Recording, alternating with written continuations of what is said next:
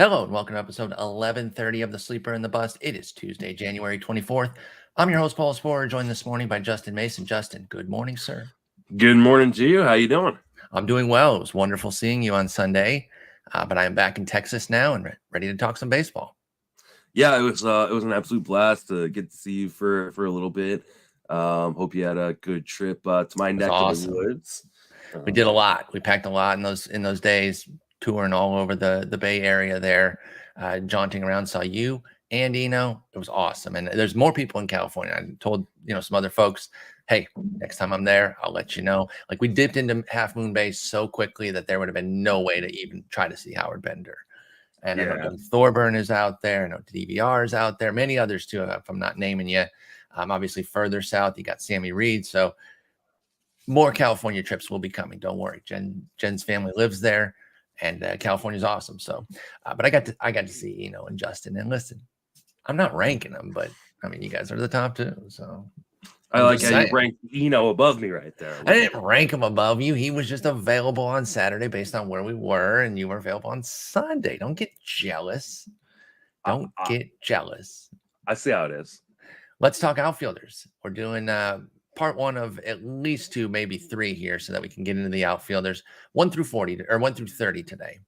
The top 30 guys by ADP over a pretty narrow time period here. I'm looking at the last 15? No, not even 6 drafts from 1/8 to 123. The draft champions drafts there. It's a small sample, but it's tight and it's updated.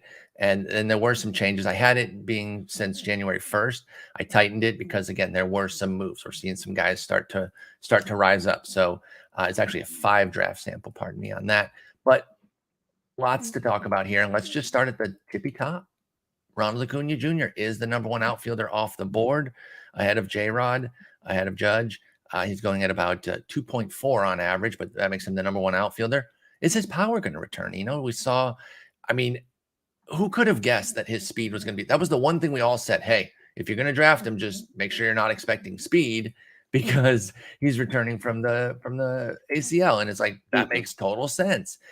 And it just goes to show, as often happens, how little we actually know, because that was not the case. His speed was there. His power wasn't. Does the power come back for him, though? I think it does. It's a little bit concerning that his power was so low, only 15 home runs in 533 plate appearances in 2022. But I don't know. I think that it was probably a little bit fluky. So I'm not like super worried that the power doesn't come back. I got him for 26 home runs in 642 plate appearances. I think he is arguably the number one outfielder, but I also think that there is probably 4, maybe even 5 guys that you could put at that spot. I agree. And I was actually, we'll obviously talk about him in a second. I was actually surprised that my values have Aaron Judge number one. I guess I shouldn't be that surprised. No, I think that's right. Mine don't. So I say that's right, and then mine don't. But he should be right there. We're going to get to him in a moment. But with Acuña, I've got him back to 30-30. 30 homers, 33 steals. I think he's going to be Acuña, the god. And, definitely a viable number one overall pick. Definitely a viable number one outfielder. But I agree that there are other guys there if you want to go a different direction, including some of these other guys that we're about to talk about here right now. But I want to shift over to J-Rod, since we are talking about the number one contention guy. He himself has been considered for number one at times, both at the outfield and overall. Are there any concerns for you about that second half slowdown? It was a concerted effort. It was something that they did purposefully. It was in a Mining the News by Jeff Zimmerman. It was clear that they wanted to slow him down on the bases, but I think they've already suggested that they won't do that again, maybe until the second half again this year. He'll be able to run kind of freely in the first half and then maybe slow down in the second half type of deal. I don't know, but are you worried about that? He was still able to put up 25 steals with 28 homers in a brilliant rookie year, but do you worry about pinning, say, 30 steals on a J-Rod when he only stole 4 in a 4-for-6 second half? Yeah, I think you have to be a little bit concerned just because he's such a big part of that future that they may decide, like, we don't want to risk you on the base paths. And in a year where we're expecting more stolen bases, some guys, to, kind of really amp up their stolen base numbers, you have to wonder, like, is he not going to be one of those guys and maybe actually even take a step back in stolen bases?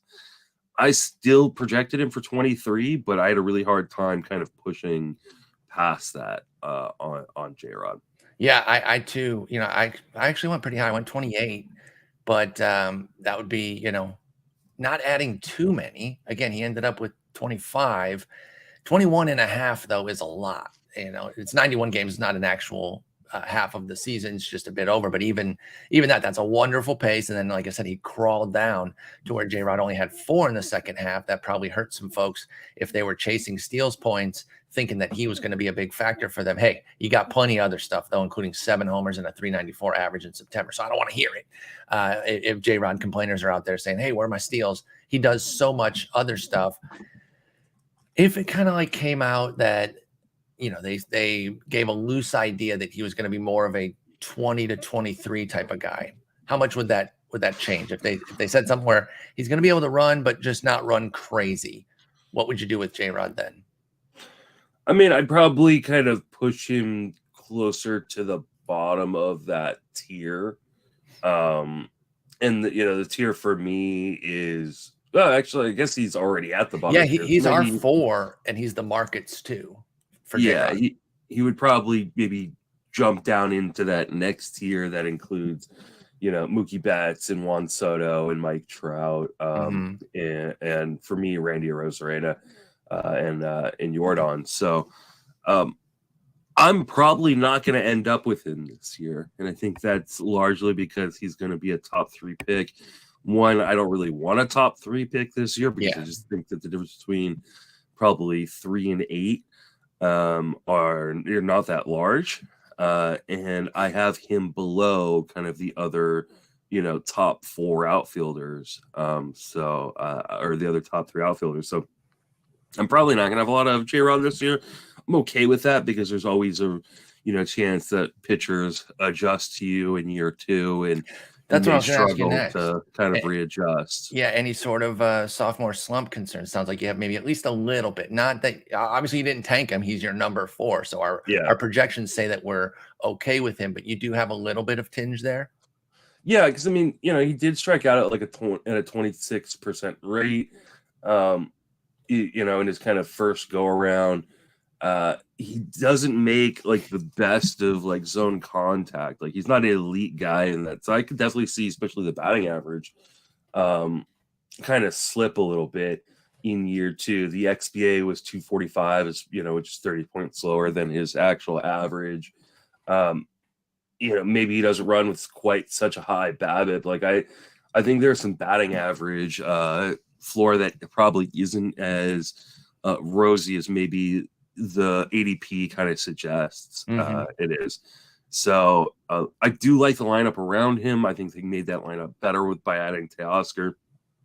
The park doesn't scare me, I think, as much as it does for other people. So I like J-Rod quite a bit. Obviously, I have him as number 4 outfielder, and like legitimately my top 4 outfielders are like all within like a few bucks of each other. Like, I mean, actually my top 3 are within like a few cents of each other. And then, so maybe J-Rod for me is already a little bit off the beaten path there. Yeah, he may not even technically be a part of that first tier. He may lead off the second tier for me.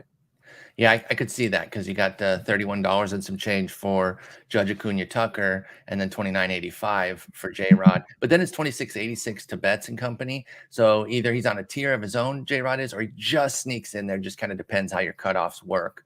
And what did you just change on your page that's totally messed up? I'm sorry. Undo that. Undo whatever that was. What did you want fixed there? I can do it for you. I was just deleting some columns that were blocking. Oh, yeah. I saw those. I will hide them and Yeah, hide those ugly ones. I saw that too. I was going to delete those earlier myself because we don't need them. But yeah, hiding works better there. Keeps everything even on our other page here. Let's move over to Judge. Shouldn't Judge get more 1-1 consideration? You have him as your number one outfielder. Every projection system that we have up right now has him as the clear top batter. And again, we know that projection systems are notoriously conservative. They're going to have big regression baked in. You're talking 43, 44 homers from Steamer, the bat, ATC, 8 to 10 steals. So they got him coming down from that 16, 100 on the runs, ribbies, and a solid 275 average for Steamer, and then 280s for ATC and the bat X. Is Judge not getting enough love as the 1-1? Because even with big regression, he's still the top hitter there. Yeah, I mean, that's the real thing. Is I thought I was being somewhat conservative with Judge, considering his monster 2022 and kind of what that it did to inflate his projections for 2023. And he still's my number one outfielder. Now it's by literally 1 cent. 1 penny. Over Acuña. Yeah, like 1 cent over Acuña. And only 27 cents over Kyle Tucker. But yeah, I mean, I think people are probably, I'm actually kind of surprised. I really thought that he would be kind of the consensus. Yeah, like number Yankee one love outfielder. and everything too. Mm-hmm. You'd think, and that here we are. I don't think Yankee love is what it used to be. Maybe not. Maybe not. I think there are real concerns. Like, I know he's been healthy the last 2 years, but I still can't get past the idea that he's injury prone, especially with that big body. So there's also the ball situation. Like, how much of they're gonna cheat for him again? Yeah, like how much of it was like them letting him benefit, which also makes me wonder. Like, and I've heard a few people now mention this on podcasts, like how much of Garrett Cole's struggles last year were because they were trying to get Aaron Judge that home run. Because he's giving up, it was dingers that really got Garrett Cole. So I mean, that's gonna make him my number one overall pick or number one overall pitcher. Was what Aaron Judge did to him. Unfortunately, 350, 102. By the way, for Cole, that's the craziest thing about him. Is like even with having to deal with that, didn't matter. But yeah, I'm looking at Judge, and he's my number 2 behind Acuña. But I'm thinking A, they should be closer for me, and B, maybe he is my number 1 overall guy. We talked about J-Ram being there because of the third base issue, and like if you're using tiebreakers there. But we've also talked about how outfield it does not stay plentiful. Right. I think it's always deceiving because there's so many stars. But then, of course, you have to count for the fact that everyone needs 5 minimum, in addition to possibly taking some for util and taking some for other positions. And all of a sudden, that pool starts drying up, and it can get pretty scary there in the middle and late ends of your outfield. So if you start with a Judge right there, that's not too bad at all. I mean, I think we are regressing enough, at least here. Obviously, if injury strikes, then it could be much worse for Judge, but you can only plan for that so much. And I only put him for 145 games. I baked in some time off. You did too. You put 140. So we both put him down for some time off, and it still puts him at 1 and 2 for you and I, respectively, with Aaron Judge. So listen, maybe he is a little bit of a value there if you're getting him at 4 or 5. I think he's gone. I'm going to check my math here. I think he's gone as low as 6 sometimes. 8. Somebody got Aaron Judge at 8. Yeah, I mean, he went 6 in the draft we're in right now. And I was really like, because I feel very uncomfortable taking him in the first round and top off the first round. But like, if he had gotten to me, I would have had a real decision to make. If he falls to your 8, because that's your spot that you're kind of loving. Yeah, I think you at least got to look pretty hard at Judge, man. He's awesome. The talent is not the question. It is only whether or not that big body will continue to hold up. It has for the last 2 years, at least to enough of a degree to where he's been great. 148 and 157. Obviously, last year, that's fully healthy. 148 in 2021. That's still quite healthy. He's a badass. He's an absolute badass, and I love watching him. I love watching him hit homers, even if they juice the ball up a little bit for him. Will Houston wise up and move Tucker up the damn lineup? Kyle Tucker. I think so, at least for the start of the season. It sounds like Michael Brantley's not going to be ready for the start of the season. Okay. So I think he will initially. Not because I want Brantley hurt, but because I want Tucker where he belongs there. The question becomes, like, will he stay there once Brantley is back? I don't know why they think that Kyle Tucker should be hitting in the 6 hole. It just that makes absolutely no sense to me. I think they're bragging. I think they're like, look at how good we are. You want to see something cool? We're so good that we can put this superstar 5'6", and that's fine. We don't care.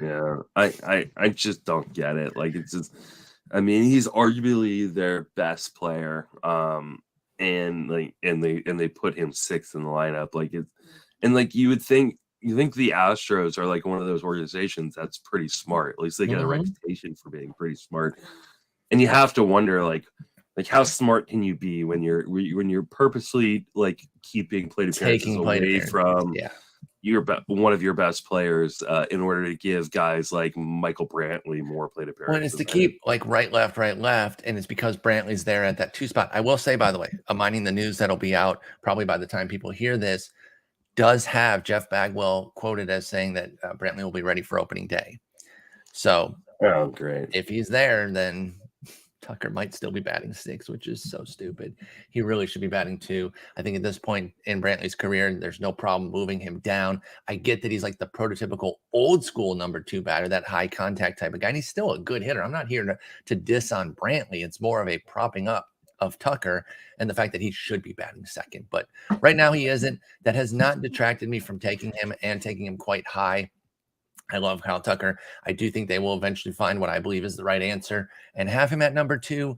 But for now, I will gladly still take him, a bit lower in kind of the middle of the draft there. He went 30-25 with 107 ribbies. It's the 71 runs that's the sign that he was batting lower. Like, that tells you the issue there, because if he's batting 2, I think that's at least 91 runs. I think that's like 20 more runs possibly for Tucker if he'd been up there, and he'd have a good shot at going 100. So I hope they get to that answer, because I do believe that is the correct one.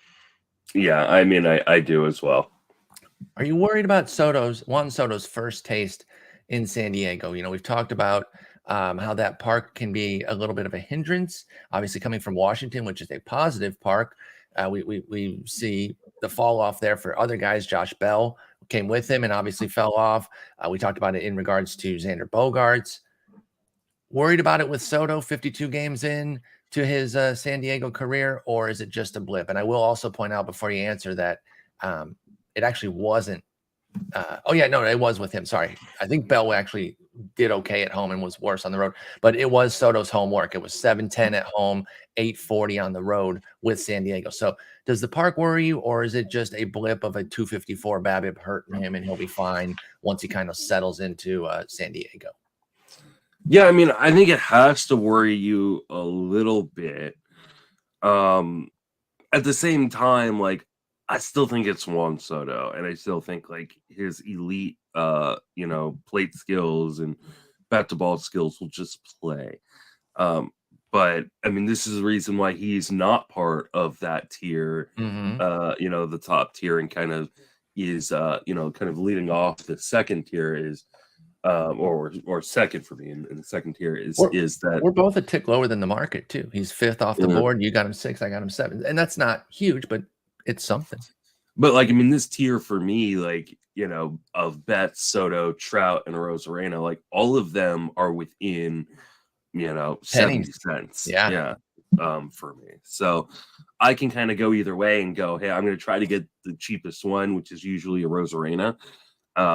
So I don't know that I've gotten Soto in a league. I think I drafted him in the first round of the first league I drafted this year. That may be my only share because he's probably going to go in the first round of most drafts, and I can get a Arozarena in the 3rd usually. So, and get that speed component with him as well. And you are high on Arozarena, and I love that. We're going to talk about him momentarily. But yeah, it didn't push me way off of Soto or anything like that. Again, he's my 7, so I'm not tanking him. I got him 289, 443, 504 with 28 homers, 113 runs, 93 ribs, and 7 chip-in steals. Hell of a season. But I think if I'm looking at him in the middle of that first round, I have that pick. My tiebreakers are probably going to lean away from Soto, including that ballpark being a little bit of a concern, and fewer potential games in Coors because of the more balanced schedule. Yeah. So not as many opportunities to go there and kind of make up for it. Do you associate Yordan Alvarez with injury issues still, or has he moved beyond those for you? I mean, I don't know how you can't. Like, I know that he's been healthy recently, but But even that, it's relative health, right? 144 and 135 games. Yeah, like I couldn't get him to the kind of plate appearances he needed to be at to kind of offset the fact that he does not run. And that was kind of my biggest issue is like you're getting 0 stolen bases from Yordan. And I mean I projected him for 575 plate appearances, which is great still. He can do a lot in that. But he also is a guy who walks a lot, and so like there's less opportunities then for him to like get 40 plus dingers. Yeah, I'm much lower on him than the market. The market has him almost as like a first round pick, and in a lot of drafts. So I've got him 9th in my outfield ranks. I do like him, and he's the kind of guy I do want to target this year because with the rule changes, I think the one thing we can rely upon is good hitters are going to hit. Yes. And bad hitters are not going to hit. And so I think he is a pure good hitter, but the lack of stolen bases and the fewer plate appearances has him just a little bit lower than a lot of the other elite options for me. And, when you're already starting at 575 with some injury concern, that is a bit of a concern for Yordan Alvarez. I will say, though, stop saying he doesn't steal. He had 1 each of the last 2 years, okay? Oh, yeah. How many did you project him for? 1. Oh, really? Okay. Yeah, I see a trend and I buy into it, okay? Okay. I gave him the one that he rightly deserves. I will not slander I guess Alvarez. on this episode I'm wish casting. I am the back end of a double steal there. I see Yordan sliding right in and getting that 1 steal. I did get him for the 40 bombs though too. Even in 590 plate appearances, which is short of that big 600 number that you'd probably want out of a first rounder, but he's so impactful when he does play. He's a tough one though. And I wonder if I'm faced with that decision, do my tiebreakers start to push towards, say, our next guy here, Mookie Betts, as opposed to Soto or Alvarez, if all 3 were available? Is Mookie Betts still a bargain at 11? He was a turn guy last year that I couldn't get enough of. And I'd like to thank Michael Govier once again, even though it did not result in me placing in our league. I remember being so upset that he yoinked Albies from me and I had to quote unquote settle for my boy Mookie Betts. And turned out that worked out pretty well for me. So thank you for that, even though, again, didn't really get much from it, but except a much better first round pick. But is Betts still a bit of a bargain right now? Yeah, I think he is. I have Betts as my 11th overall player. And I think for me, is the top of this tier, this kind of second tier of outfielders. I expect him to run a little bit more. I expect him to be a 5-category stud. I know that there is some concern about the Dodger lineup, but there's no real concern about the top half of the Dodger lineup. Exactly. So you can still score just a crap ton of runs, have a good average, have enough RBIs where he's not like at a deficit or anything for you. So, and I mean, batting average and stolen bases in the first round, I think he's an absolute stud. I've got no problem taking him as like a top 12 pick. Yep, I adore Mookie Betts. We're both a bit ahead of the market. You're at 5 on Betts. I'm at 6, and he's at 7 in the market. So slight differences there, but a difference nonetheless. Let's talk about Fish Boy. Do you automatically budget 20 to 25 games missed for Mike Trout at this point? Could you even make a case to do anything else? Actually, I see now that you gave him 150 games. I don't think that's all right because I only gave him 600 plate appearances. So, oh yeah, so the plate appearances suggest not quite 150 games. So yeah, so you do budget mentally. You're like, okay, I cannot quite get him a quote unquote full season. By the way, he was able to put up 600 plus plate appearances in 18 and 19 with 140 and 134 games. So yeah, at your 600, you can lower the games count there and still be reasonable. And look what he did last year in 499. He went 40, 80, 85, which is the runs. Only one steal. Again, he doesn't really run to protect himself, it seems. 283 average, 4 category demon. And I just think you do have to budget in that time. And then I go back to what we were just saying again with the Soto and Betts and Alvarez and Trout group. Do the tiebreakers take you away from him because you're budgeting in that missed time with Trout? Yeah, I think it does. Like, I've had some opportunities to get him in the second round and have passed up on him every time. I think the hard part is, like, you're just afraid you're going to get the 36 game season that we got in 2021. Be terrifying. And again, like, I have Arozarena and him like within 40 cents of each other. So it's so hard for me to say, well, I'm going to take Trout in the second and I'm going to grab, or as opposed to just waiting for a Arozarena in the third. So I'm probably not going to end up with a lot of Mike Trout this year, but I'm not completely scared away just because what he does in such a small sample is so amazing. I think especially in 10 and 12 team leagues, that's where just I'm about to ask you that. Is he somebody that, and we've talked about this phenomenon, these guys that are so high impact in their smaller volume, do you like them more in those shallower leagues because the replacement level's higher, and so then you're really still getting a first round's value out of that spot, right? Think of it as a spot more than just Trout, because you're replacing him with I don't know, Jesse Winker, who goes on a tear for 2 weeks for you or something like that, because guys like that are available on the waiver wire in 10 teamers. Like, maybe not Winker himself specifically this year if he bounces back, but that caliber of guy, there's some real talent on the wire in 10s and 12s that you can kind of cycle in there and cover Trout's missed time, which we are kind of budgeting in at this juncture. Are we sure Michael Harris II is a top 25 pick already? I'm not. I mean, I don't even have him as a top 10 outfielder. Me neither. I'm 13. You're 12. The market is 10 for Michael Harris. Yeah. So, I mean, I understand like why people are excited about him. Kind of came out of nowhere. I think the only person in the industry that was even talking about Michael Harris prior to the start of the season was like James Anderson over at RotoWire. Who just absolutely that's why he's a stud. Yeah, absolutely nailed it. But like I don't even remember hearing his name outside of like prospect podcasts. Like, I didn't think he was like legitimately gonna get 400 plate appearances in the majors. And he, in 441 plate appearances, 19 stolen bases, 19 home runs, 20 stolen bases, 297, 339, 514.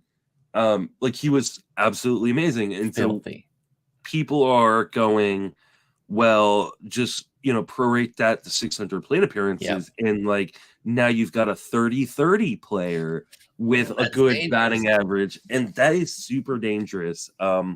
One, to just do that generally, with anybody really, even an established guy, like taking Trout. I know it's Trout, maybe Trout is the exception that you could do that with, but like doing that with anybody, taking their 400 sample and extrapolating it to 600 and just saying, hey, they're going to keep doing that.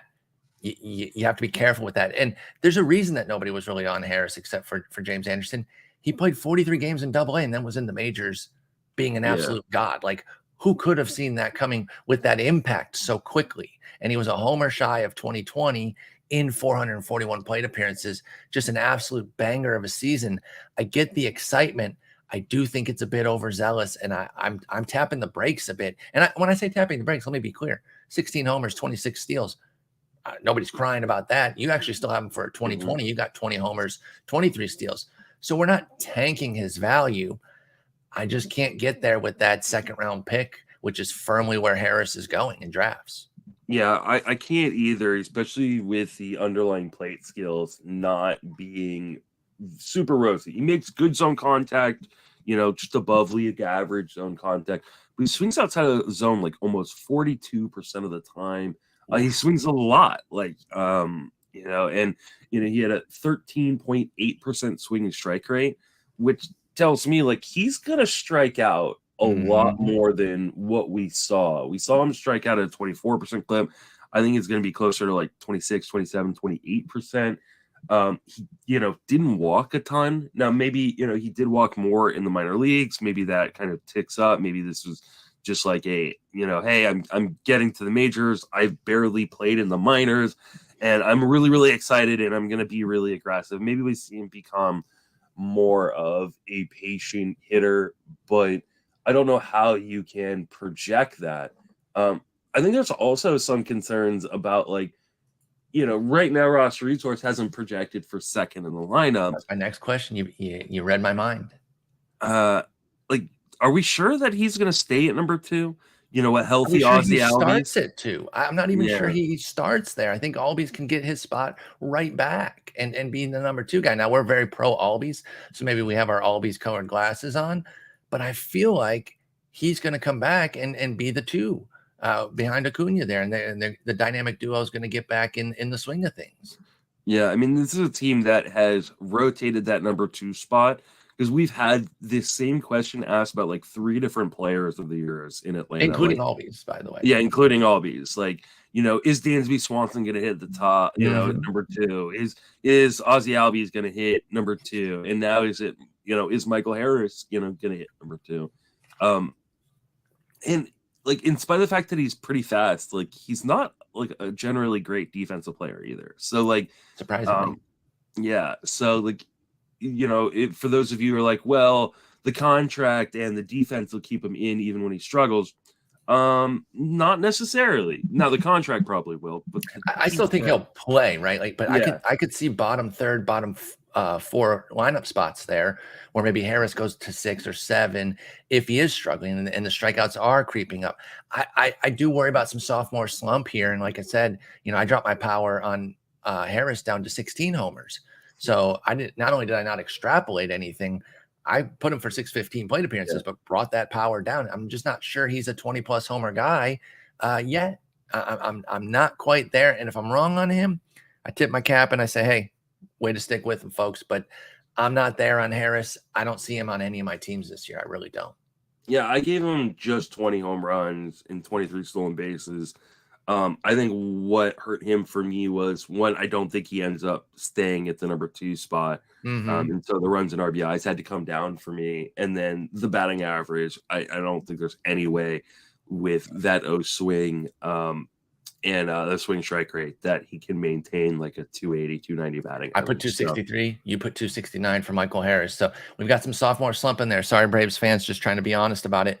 And I'm not quite sure it's all there for him to be elite for a full season just yet. I think there'll be some growing pains, and then I still like him long term, but not quite this year for Michael Harris. All right, based on a lot of what we talked about so far, I already know the answer to this question of who is your favorite of the Arozarena, Luis Robert, and Cedric Mullins trio. So let's pivot. Let's pivot and just talk to me a bit more about Arozarena, because you do have him as your 8. He's my 9, so we both like him. Do you like him to get more steals with the new rules, or is it power, or is it both? Where are you at with the Arozarena that has him as your outfield 8? I think more stolen bases are definitely in the cards for him. But ultimately, like, the line I gave him is pretty much like right in line with what he did last year. Which makes me wonder, like, why other people aren't taking him in like the second market round. Are haters on him, and it's been that way pretty much since the playoff breakout. I understand the skepticism of buying in on a playoff breakout from the going into the 2021 season when he killed it in that 2020 playoff there, and there were some concerns. He ended up going 2020 with a 275 or 274 batting average and 1 Rookie of the Year. Then there was more skepticism because he has some swing and miss. He led the league in caught stealings.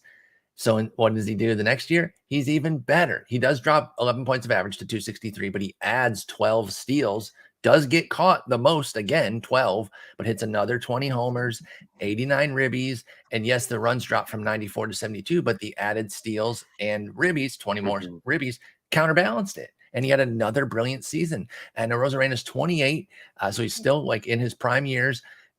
I love this guy, and I feel like the market is kind of like ho-hum on him, where people take him and they're like, I guess I'll take this guy. I'm like, what do you mean you guess? This guy's good as hell, and he's going to be batting number 3 in a quality lineup.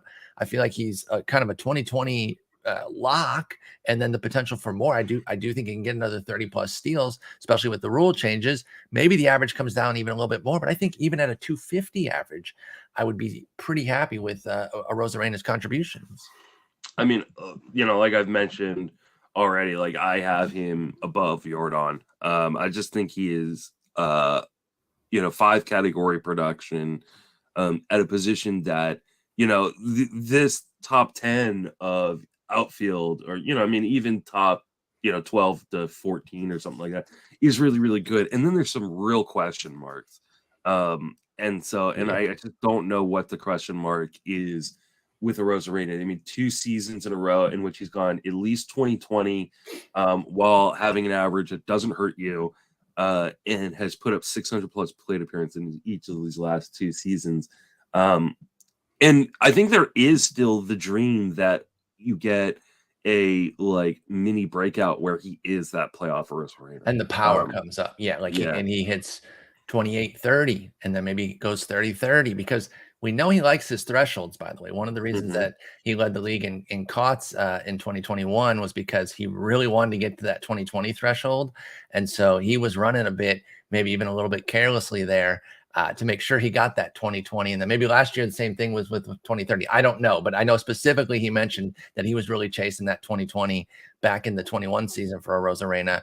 I don't know if it was the same case with the 30 steals last year, but he did go 20-30. Maybe this year it's 20-40. Yeah, if he doesn't add power, but it continues to add steals, I'll be fine with that too. But I love some MFer named Randy. Yeah. He also made real gains in the zone contact, 5% higher zone contact than last season. Cut 4 points off his K rate from 28 to 24. I could 24 is palatable for a guy who doesn't really walk that much and has that kind of pop. I can live with that from Randy. Yeah, I can too. I think he's a stud, and have no real concerns about him. As we start to get into guys with concerns, kind of in this next tier. So let's talk about Robert and Mullins then, because they are the next 2 in the market. These guys are Arozarena-Robert and Mullins, go 12, 13, 14 in the market. I have them 9, 12, 10 respectively. You have them 8, 17, and 10, which tells me that Robert is your biggest concern. Is it all health, or is there anything in the skills as well? Oh, I mean, it's 95% health. I mean, last year he had a career high in terms of plate appearances in the majors, and it was 401. Like all these projection systems that have got him for 550, 600, 620. I don't know how they get there. That is interesting too, because again, we talk all the time. I always repeat how conservative projection systems are, because they don't want to they're not doing 90th percentile projections. And yet you're talking 600 here for 614 for Steamer, 551 for ATC, 589 for the bat. That's a lot. That's a lot. And it's still missing some time. It's 139 games for all of those systems, 131 for ATC. So it is still baking in some missed time. But my man has not played 100 games in the majors yet in a given season, as far as Luis Robert goes. And he has some plate skill issues. I think there is some real concern here. You're really taking a bit of a leap by taking him in the 2nd, 3rd round area, which is where he consistently goes. In fact, I guess he can venture out there. Sometimes 58 is his low, but his 49 ADP for Luis Robert, that's in a 15-team league. That's firmly in the 4th round. I mean, I know this is going to seem weird. And, here's the thing. They play on the same team. But I don't know that I've ever seen Tim Anderson and Luis Robert in the same frame and picture together, because they are the same effing player. They are. And you are getting Tim Anderson so much cheaper than you are getting. And I know it's a different position. Sure. And shortstop doesn't have the major depth issues that outfield does. But put aside that and just talk about skills, and you're right, if you like Robert so much and it's not just an outfield thing, why wouldn't you just wait and take Tim Anderson, who's at least shown that he can play a bit more games? I mean, this is all obviously an age thing because Luis Robert is a guy that is 25 and Tim Anderson is, in his 30s now. Going to his age 30 season this year. Yep. Yeah. So, like, I think that's probably why we're saying this. Like, people are still buying into, like, hey, when he does put up a full season, like, he's going to be a monster. I don't know if that's even true, though. Like, maybe I'm actually, overselling him when I say it's 95% due to health, because like if you do that thing that lots of people love to do about, hey, projected out 600 plate appearances, like last year would be like a 16-16 season for him. And that's not what you're expecting from Luis Robert when you're drafting him. Like 2020 at least, right? Like he needs to at least be a Arozarena. And that's why I'm like, why would I ever take Robert when Arozarena is there? Yeah. Or even Ced. And I know Ced came down in the power last year, but for me, it was exactly what we thought. Like I thought he would slice quite a few homers off. And even though the park really hurt righties, he did have a lot fewer at home. So I don't know if it was Oppo tacos or anything like that. I have not investigated that enough. But Mullins went from 30 to 16 homers. That's about what I expect. I thought maybe he could be 18 to 20. So 16 was not too far off what I thought. But he added 4 more steals. He had 5 more ribbies. He had almost as many runs from 91 to 89. I had no problems with Ced's follow-up last year. I thought it was completely in line with at least what I was expecting. And I think some people are treating it like some big drop-off. If you were expecting 30-30 again, then you should have taken him in the first round, which nobody was doing. So I don't know why 16-34 was a problem for Ced. And it's better than anything Robert's done. So he's up there on reputation and wish casting, as we like to say, while Arozarena and Mullins have actually put numbers on the board. Yeah. Yeah, I just, for me, the guy, I don't even have Robert as a top 15 outfielder. No, he's your 17. Yeah. And so like, there's no way he ends up on any of my teams this year. Because, atop from the injury concerns, like there's real plate skill concerns. Like he doesn't walk. He's swinging. I've got his average too high. I'm noticing right now. Yeah, 294. He's never hit that. And he does have plate skill concern. He hit 338 in 2021. Let me be clear. But I think I'm going to lower his average for sure on Robert. Yeah, because I'm just concerned there. The strikeout rate has got to come up. He has a 15% swinging strike rate and a 48% O swing. Yes, he makes a lot of contact, but that's because he has no idea where the strike zone is and just swings at everything.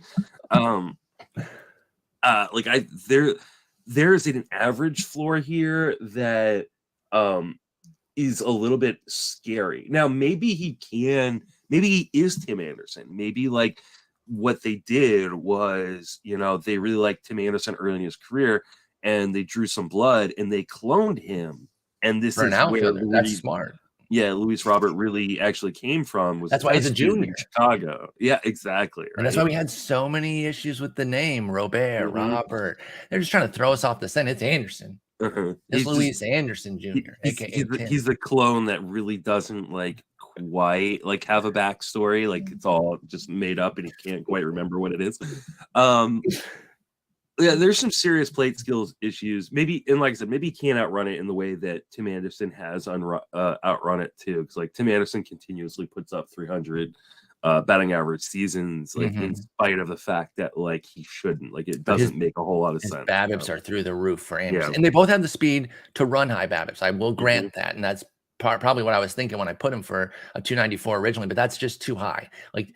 294 is in the cards for Robert. I see a world where that can happen, but that can't be the projection. That's just going too high with it. So I've lowered him now, and now he's my 18th and your 17th outfielder. He's the market's 13th. We're just being a little bit chill on Luis Robert right now. What about Ced the Entertainer here? How's your boy looking in year 3? Essentially after, it's not his third year, but his third year as an option. What do you think of Ced the Entertainer? See, and this is Cedric Mullins is a guy that I think the projections miss on when you look at the playing time. So 2 straight seasons of 670 plate appearances, 675 in 2021, 672 in 2022, and all the projection systems, 626, 637. Like, why? Like, what makes you think like he's not going to lead off and just rack up a ton of plate appearances? And so, like, I think they're a little bit low. Even though they all have like the power coming back a little bit more after kind of, you know, a big step back in 2022, they're all still a little bit low on the power and probably stolen bases too, because they're missing like 50 plate appearances. Like, yes, he definitely has flaws. I don't think the batting average is going to like bounce back, you know, anywhere close to like the 291. I actually have it like lower at 255. But like you can pretty much pencil in 15 plus home runs again with the upside of 20 something and 30 plus stolen bases on top of a lineup that's getting better. You know, and so there should be plenty of runs scored. I mean, it shouldn't be surprising. I love Cedric Mullins. And I've already drafted him in multiple drafts. I was going to ask where you at on him as far as multiple drafts yet. I think I took him in our draft, didn't I? Yeah. He felt to me, you know, I even tweeted it out when it happened. Like, if you give me Cedric Mullins in the 4th, I'm going to take it every time. Like, there is just no doubt that Cedric Mullins will be on my team if he's sitting there in the 4th round. Exactly. And that makes total sense. All right. Do you see average regression for Kyle Schwarber this year, or are the strikeouts just too much? I gave him some. I think he got a bit unlucky last year, which is crazy considering, you know, the season he had, you know, with the, you know, 6 home runs, you know, and going 100 runs and 94 RBIs and 10 stolen bases. That where the hell did, like, this is like, you know, you say it all the time, right? Like, there are certain guys who can steal but just choose not to. And Kyle Schwarber was all like, do you guys care if I, like, you know, just take off randomly? And I just get a few, you know, and like he was 10 for 11. Like, it wasn't like he got caught like a bunch either. Like, so yeah, I mean, I didn't give him 10 stolen bases again. No, I couldn't quite get there. I was like, I kind of just halved it and went like, okay, I think he can get it 5, you know, especially with the larger bases. And but yeah, batting average wise, I mean, he had a 240 BABIP. Like, I just think that there is a pretty good chance that he gets to his XBA of 237, which is exactly where I put him. So yeah, I mean, Kyle Schwarber is a stud. I think he's a top 10 outfielder. I think people are kind of or actually no, I've got him 11th. So like I think I think people are underrating him a little bit. So I got to push him up in my drafts a little bit, because he's been a guy that I haven't gotten yet. And I probably should, considering I'm like 4 spots above ADP on him. Are we buying? Well, I'm not. I'll just say already off the top, I am absolutely not in any way, shape, or form. Adolis Garcia. I think people are making a mistake buying into what he did last year, thinking, oh, I missed on him, I got to get back in. Are you doing the same? I mean, yes and no. So we know there's power, right? Like, the power, I don't think is questioned. The speed is not questioned. The question becomes, do the plate skills catch back up with him? Because like, the plate skills are so bad that like, at some point you have to assume that they're going to kind of catch back up with him. And, you know, and like, he has legitimately like a crater low batting average floor. And that's super scary. That's what I've got, man. I mean, I've got Adolis for a 227 average. He's my 33rd outfielder, and that's with 22 homers, 17 steals. This is a bad player, and I think people are making a mistake because we missed. And credit to the market. And see, that's where I go, maybe, because the market has started to cool on him. Well, credit to the market last year for not overrating him, but now I think they thought we made such a big mistake. Now we're going to rush to get him because he went 27-25, and I just don't buy it. And I am remarkably concerned about Adolis Garcia to the point where I can't do it. I think you can make the argument that in certain construction builds, he makes a lot of sense. Because like if you're doing like one of those leagues where you're trying to get the worst players, where you punt batting average. Like if you're, I know, I was trying to be funny. Yeah, but like you're right. Like the plate skills are absolutely atrocious.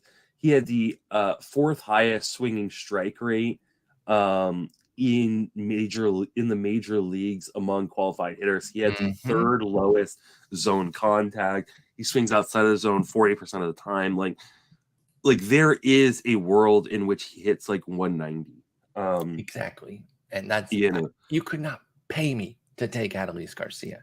And I have yet to even consider him. That being said, like he's not that far above he's not that far away from ADP according to my ranks. Like he's the 16th outfielder off the board, and I have him as my 18th outfielder.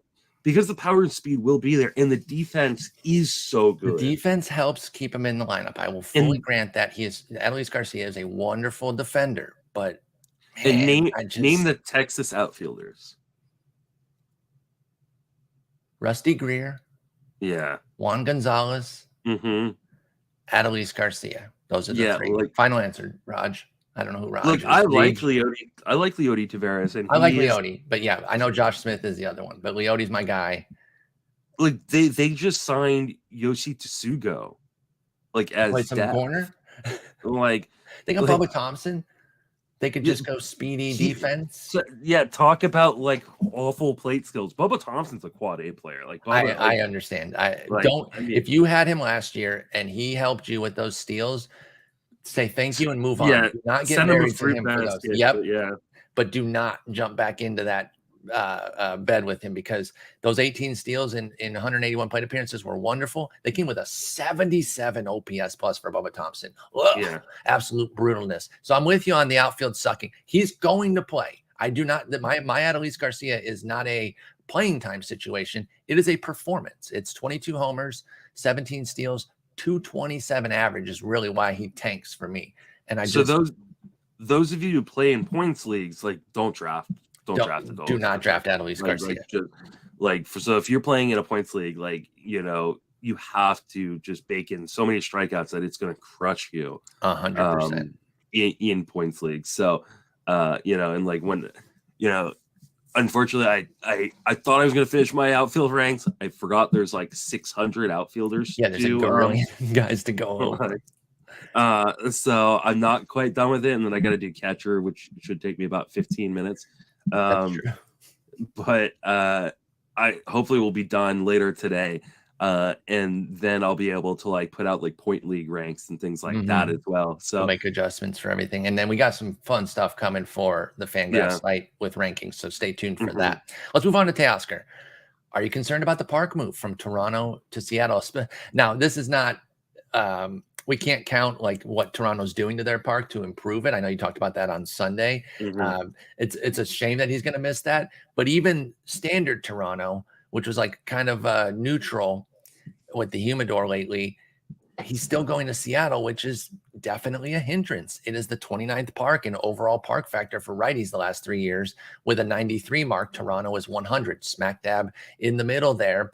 Are you concerned about Teoscar moving there a la a Jesse Winker type last year? Or is he more the Eugenio Suarez where he's got big boy power and plays everywhere and you have no concerns? Yeah, I mean, this is just like Chris with a K Davis when going to Oakland. Like, I don't really care. That's a fair point. That's a fair point. Like, he's a guy that's going to hit for power. I think the bigger question becomes, what does the batting average look like?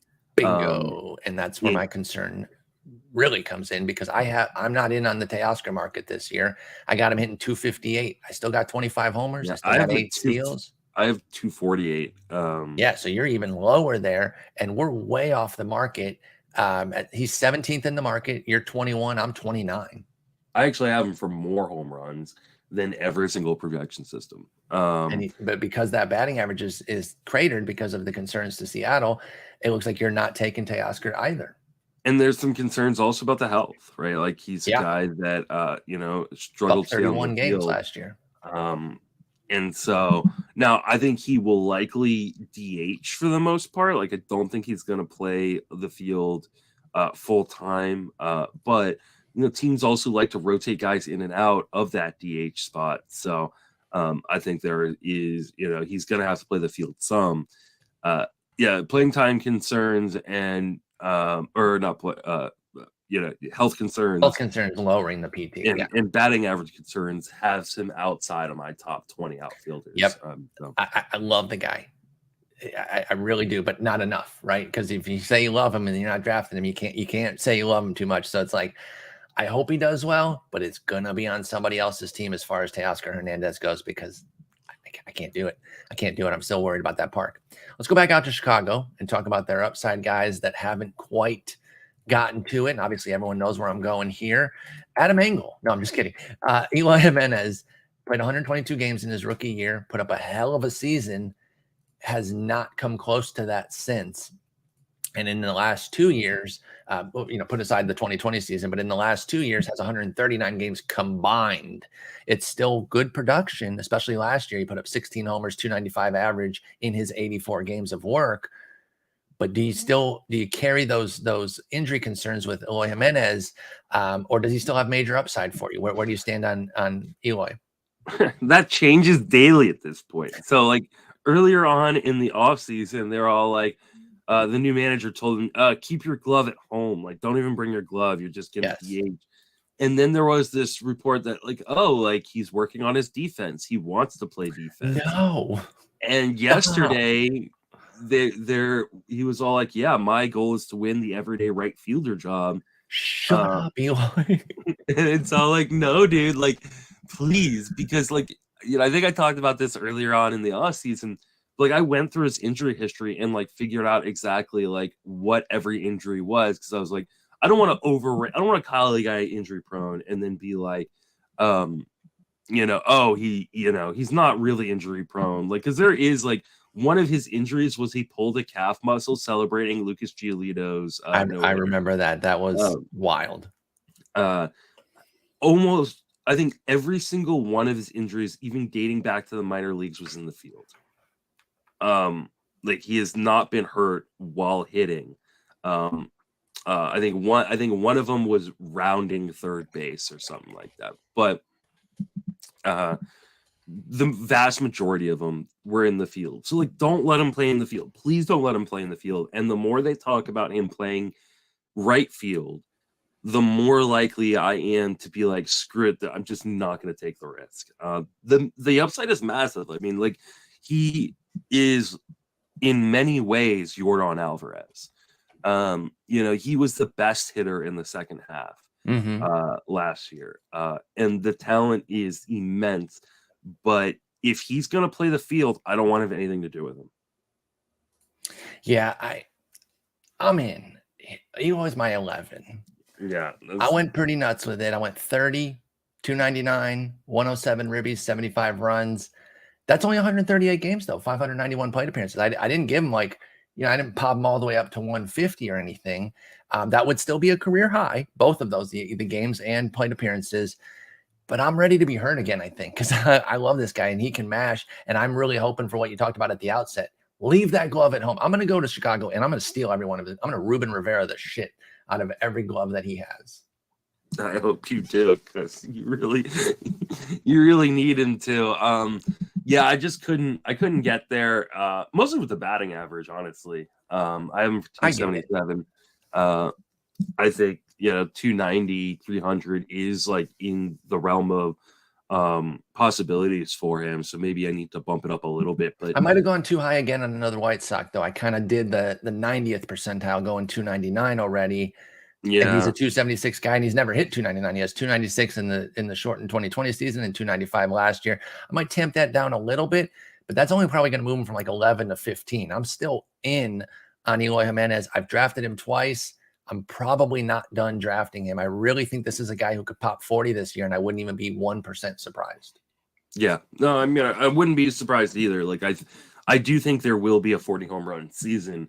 I wish they would wrap him in bubble wrap and not let him play the field. Please. And if they give him a glove, that is malpractice, and we will sue. We will class action lawsuit the White Sox for that. All right, let's talk about Corbin Carroll, because we both are doing our projections by hand, as we've talked about.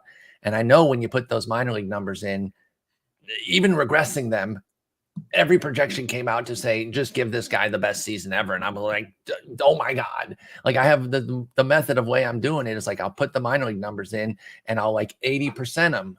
And even putting those in with what he did last year in the 32 games in the majors was an obscene projection. So I had to tamp that down further, just because I'm like, he's played in some of the best parks as well in the minors, and I couldn't quite get to that crazy height for Corbin Carroll.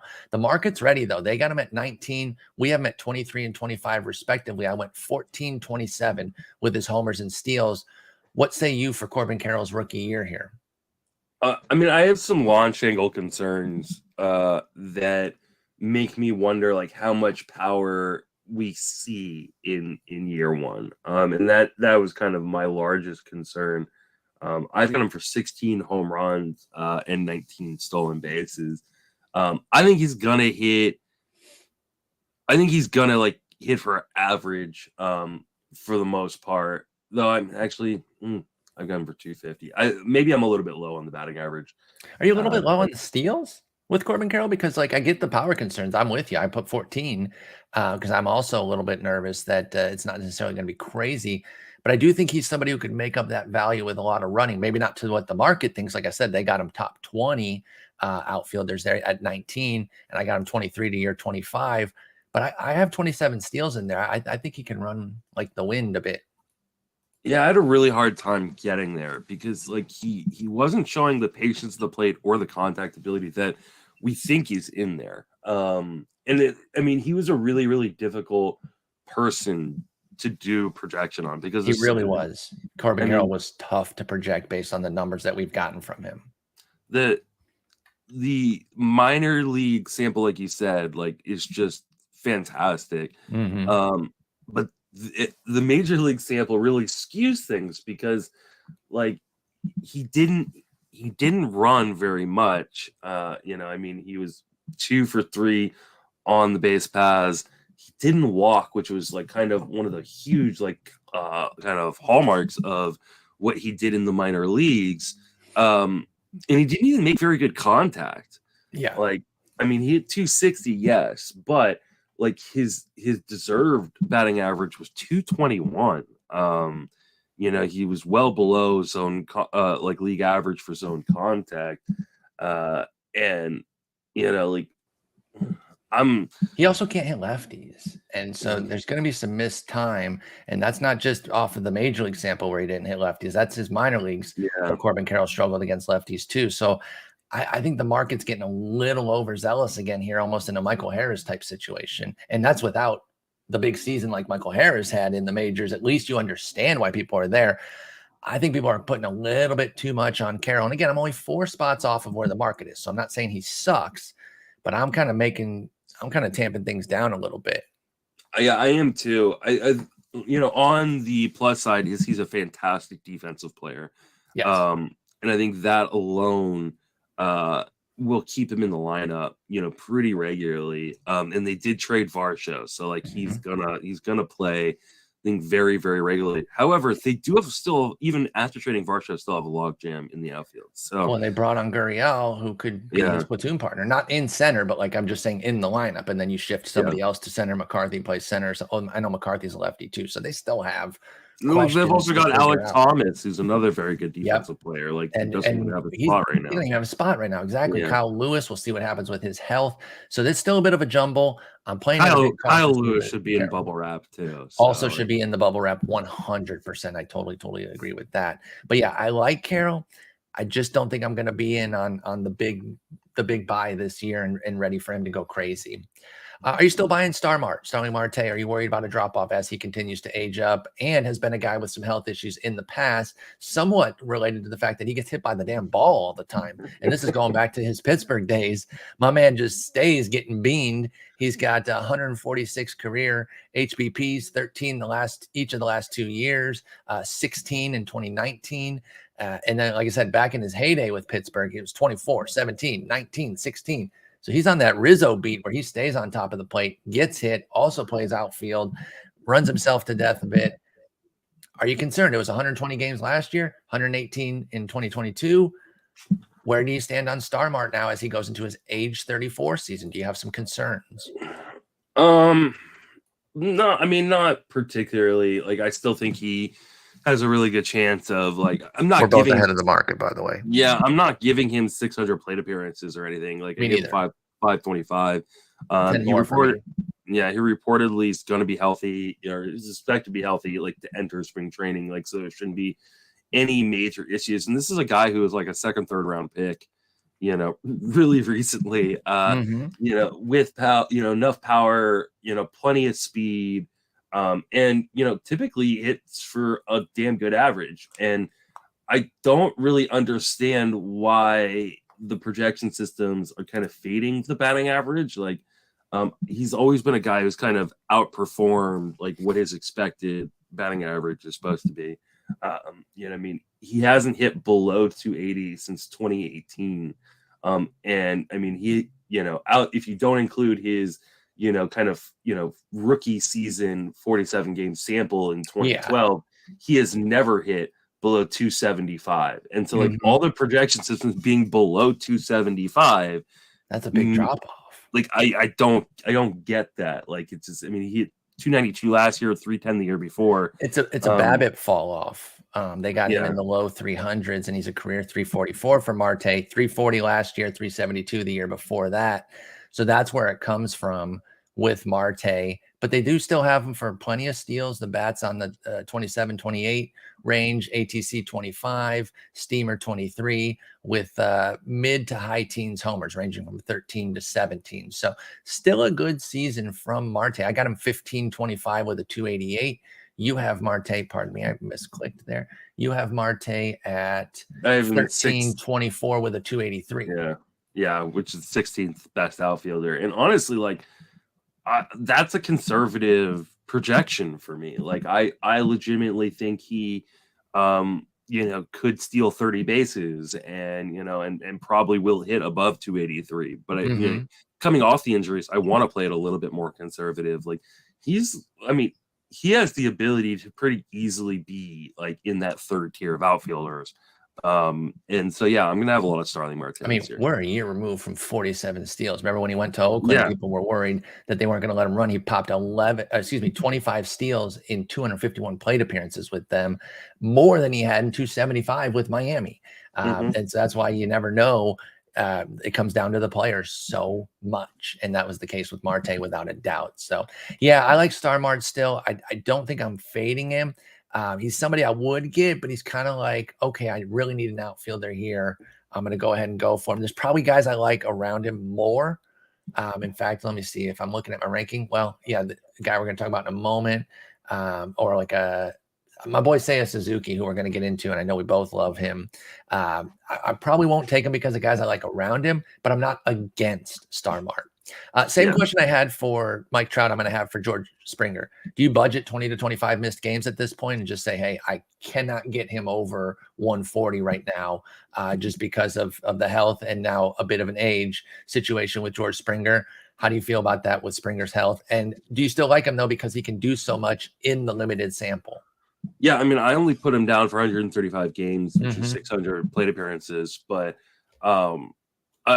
he's still a top 15 outfielder for me. He's so good. Yeah, I mean, he's just so good on per plate appearance. I absolutely do. And I mean, he's gonna hit for power. I think there's enough speed there still, to kind of, give you He spiked 14 last year, kind of out of nowhere. And you talk about the health concerns with him. He played 133 games and he put up 14, which is as many as he put up from 18 to 21 combined almost. He had 17 in 17 40 plate appearances from those 4 years. And then he goes 14 for 16 this year out of nowhere. So, you know, I'm not going crazy off of that number, but it was nice to see George Springer spike some more steals. I think the power, the runs, solid batting average, and ribbies alone can get him there, even if you're getting 6-7 steals. How do you think about the park changes and how they might affect somebody like Springer too, now that we've heard about these Toronto dimensions?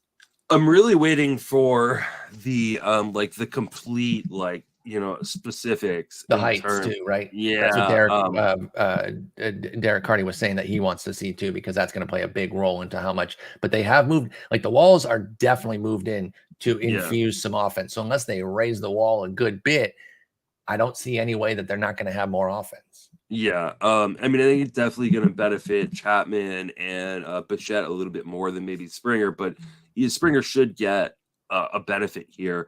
I'm just super annoyed because I've taken Alek Manoah a bunch already, and I think this probably hurts him more than it hurts anybody else. So it could hurt a bit because he's flirted with some homer issues before, and now we're seeing this. And man, Manoah's one of those guys. He's kind of like a Matt Cain of his era, where I think he can consistently beat the numbers. Yeah, but Matt Cain pitched in San Francisco to do that, and Toronto again was playing very neutral with the humidor. So I think people were still associating it as a hitter's park. This is going to turn it back into a hitter's park. It's going to cancel out some of those humidor effects, and that could sting Manoah. Now, he had a 0.7 homer 9 last year, so it wasn't last year. It was really that rookie year where he was at 1.0, and he had, if you kind of watched him too, because I watched all of his starts in 2021 leading up to the 2022 analysis, and I was like, he can leave some stuff fat that gets taken yard. A little anecdotal type stuff. I'm not saying that he was some major homer issue guy, but even you mentioned right when this happened, like, I've got Manoah. And while he does have a good 0.8 homer 9 for his career, there is a world where he can all of a sudden be at 1.2, and it makes him a mid to upper 3s ERA guy, which is still good, but not where you're taking him type of deal. So I understand your concerns there with Manoah, but we will get the full data on those dimensions soon, hopefully. Yeah, once I have a better idea of what the actual dimensions are, and I will I mentioned this on Sunday, I'm outsourcing this. Derek Carty absolutely nailed the ball more stuff on that one. And so I'm kind of waiting for it to come out and then them to adjust, what they're going to do. And I'm going to kind of pretty much copy what Derek does. Absolutely. I trust what he does there. And I don't have the skills or anything to do that. No. That's all him. Absolutely. Are you drafting Brian Reynolds hoping he's traded, or are you fine either way? I know we've talked about Pittsburgh's offense a couple different times and how you're going to adjust it, obviously, if he does get moved. But where do you stand as far as drafting Reynolds? Because he's 22 in the market, 15 for you, 20 for me. I've got him for a perfectly solid season, but you got him up at 15th amongst outfielders. So is this a draft regardless, or is this a draft with a hope that he's getting traded out? I mean, the projections reflect him staying in Pittsburgh. So, I guess technically it is a draft regardless.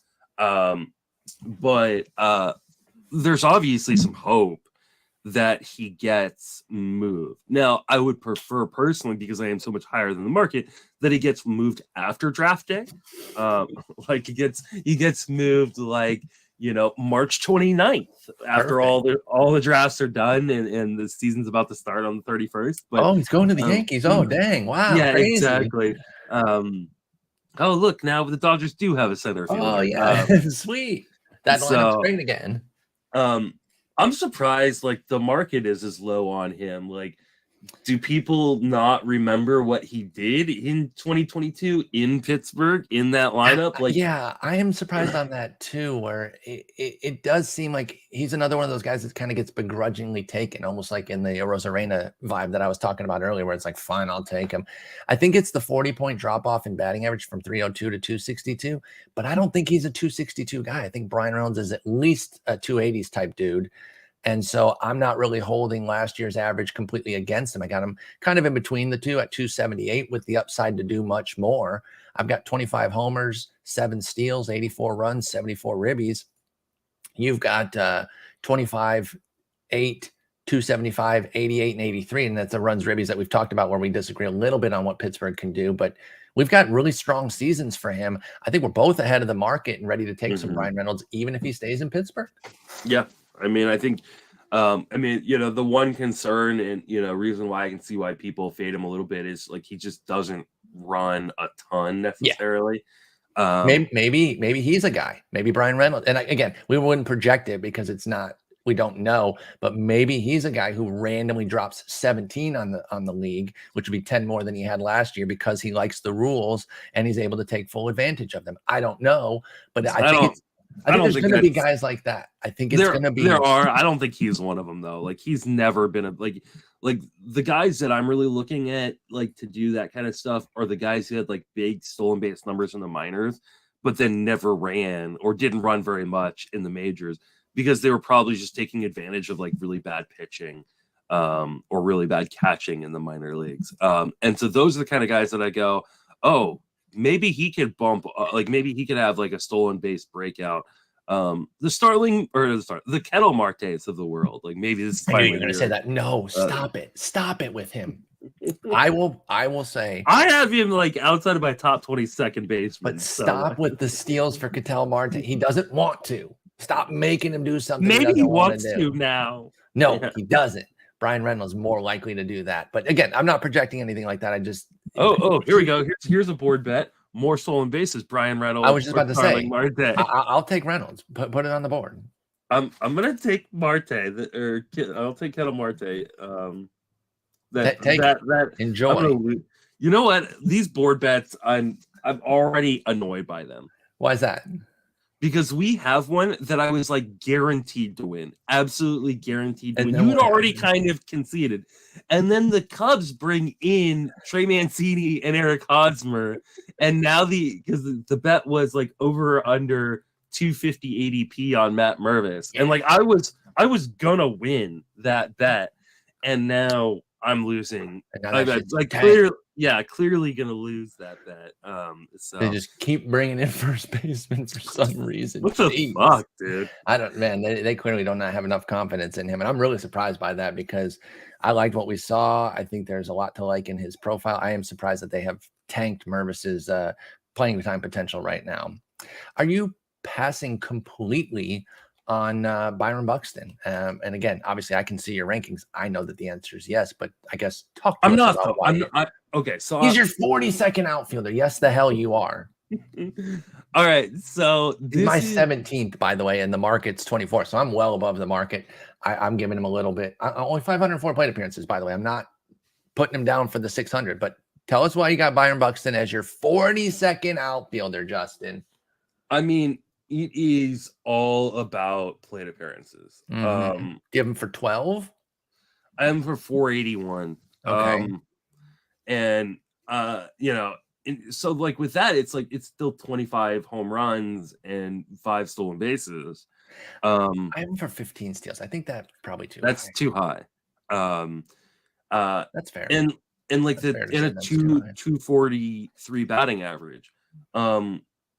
So here's the thing, and this will be something that like I talk about in terms of where projections can kind of struggle in terms of is league to league, like he is a completely different player. Like if you're playing in a 10-team ESPN league, you should be drafting all the Byron Buxtons. He's a top 25 outfielder, and probably a top 20 outfielder because you can put him on your IL when he misses time. You can in daily moves formats, when he gets like 2 days off a week because they're trying to keep him healthy, you've got replacement value that goes in there. But like if you're playing in a 15-team weekly league, like he's the 42nd outfielder. No, he's not.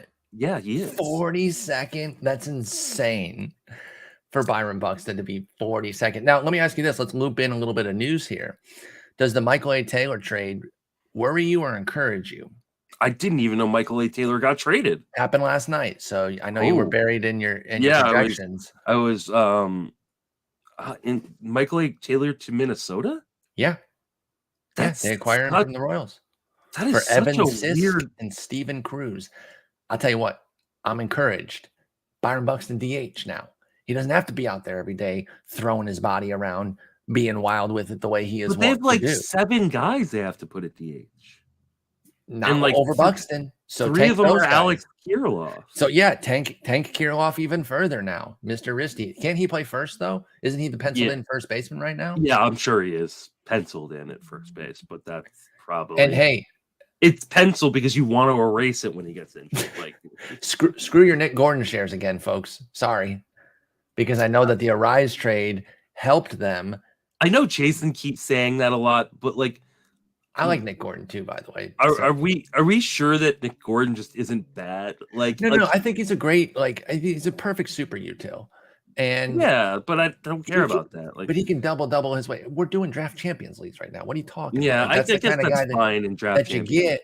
But I do think that this does hinder him directly because he was penciled in to get some DH plate appearances. Nick Gordon was, or at least put Polanco there and allow other guys to. I wonder if this means like Max Kepler is really moving somewhere. Like, I mean, there's been so much chatter about the Twins wanting to move Max Kepler, and like I really thought that it was going to be a part of a Pablo Lopez trade type deal to Miami. You know what I think it is, though? I'm not sure it is. Sorry to interrupt you real quick.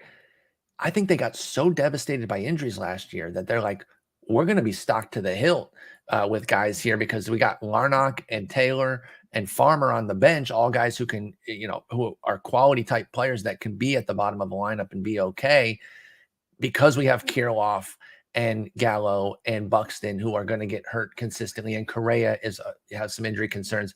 I think they're planning to have depth. I don't think they're necessarily going to get rid of everybody here. Can I like crack open some champagne for Edward Olivares? Like, yes. Is that like now that Michael A. Taylor? Because like you keep talking about the Twins, and all I can think about is I haven't done my Edward Olivares projection yet. Are you a Drew Waters guy? I am a Drew Waters guy. Like, you can crack open something for him too. But I really like Kyle Isbell too. So like. And that's a good outfield defense if those are the 3 that they commit to. There could be some hitting challenges with the trio. I think I like Olivares quite a bit, but the other 2 can have some hitting struggles. But the market or the defense for that trio could be really nice. In fact, I do have my Olivares projection done. He's my 67th guy, and the market has him at 94. And this was before the trade. So I was already in on him going 15-17 with a 237 average and playing a good bit at 479 plate appearances. I'm going to bump up those plate appearances. I bet he's going to move into my top 60 outfielders now for Edward Olivares, just as a little aside there. But I think this Taylor move helps Buxton keep him off the field a bit more. They're not forever. He's not going to be the perma DH. Absolutely not, because he's so good out there. But he doesn't have to play every single day. And if they got 10 games in a row, then he plays 7 and he DHs for 3 type of deal. I think that sort of stuff, and that could go a long way to finally keeping him somewhat healthy. And I know, or let me ask you this: do you know the last time Byron Buxton played over 100 games in the major league season? I don't off the top of my head, but I'm going to guess 2016. 2017, very close. Yeah, very close. So. It's been 28, 87. Who cares about 2020? 61, and then 92. But he did hit 28 homers in 92 games last year with 6 steals. I think that's why I put him up for those decent steal totals. I still brought it back down. 15 was too many, especially because he could protect himself by not running. I brought it down to 11, though. I still have double-digit steals for Buxton. And I think you're even underselling it when you talk about like he hasn't been healthy. Like we're talking about he has not played in 100 games. No, I know it's disastrous. Yeah, I just said when's the last time he played it? Like it's rough. And so like for me, like I feel like I'm almost being 42nd. He's not gonna play. Like I've got him for 481 plate appearances. He has not come within 100 plate appearances of that at the majors. But with 480, that's fair, right? Yeah, he's never played. He has 481 plate appearances once, that 2017 season. Yeah, one time. But if he gets that many, that's better than the 42nd. No, you're wish casting. No, I'm not. No, I'm not. You put 481. I'm using your number. Shut up. I'm using your number. How is he only 42nd for you with that?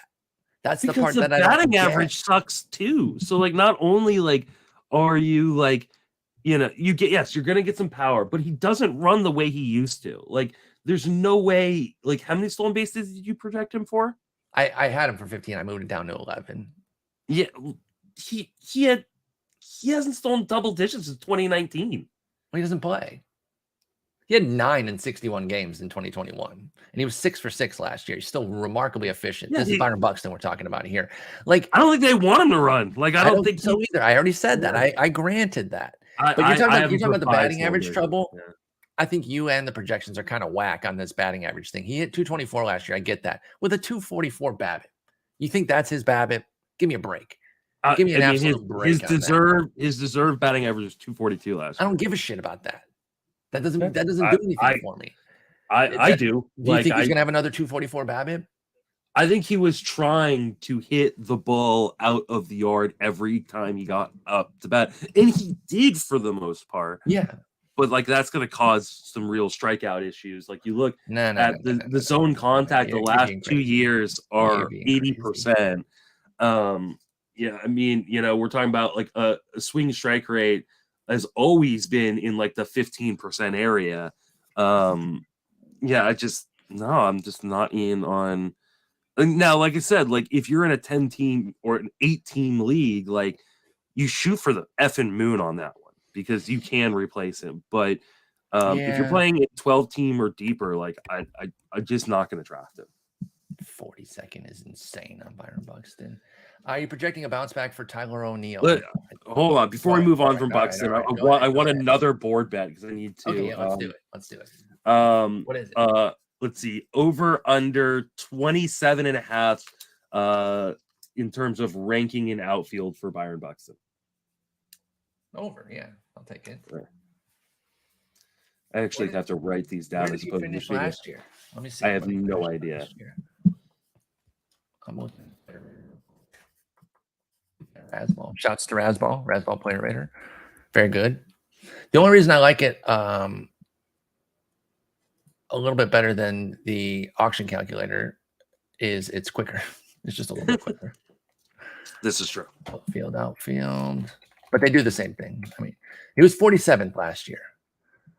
So I feel pretty good about mine now. You shouldn't. Yeah, because if you have him for 481 plate appearances and he did that in 382, what do you think he's going to do in 481? He's going to move up. He's going to move up like 5 spots. No. I'm winning all these board bets. I'm killing it this year. This is excellent. All right. Okay. Tyler O'Neill then. You got to bounce back for him.